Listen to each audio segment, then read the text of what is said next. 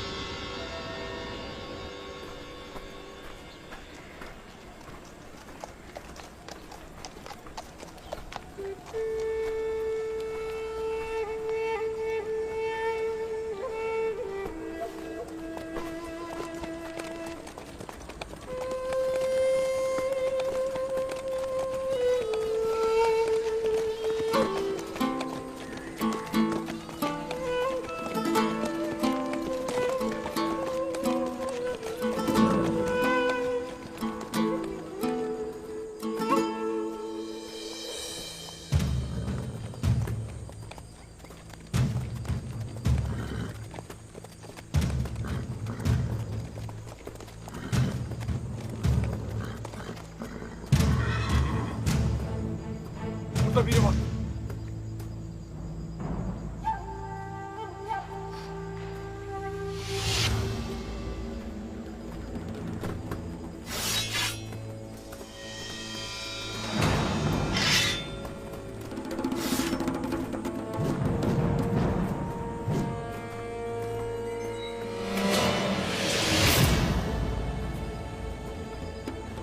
Kimsin sen meczup?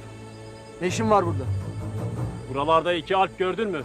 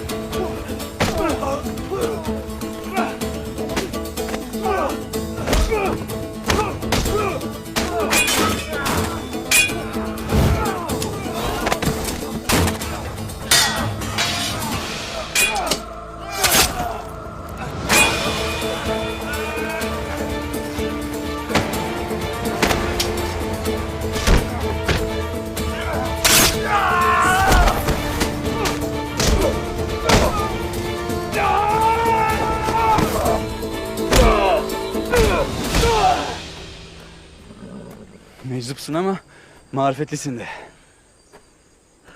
Marifet bizde değil. Bu imansız başlara secde ettiren aha bu dardadır.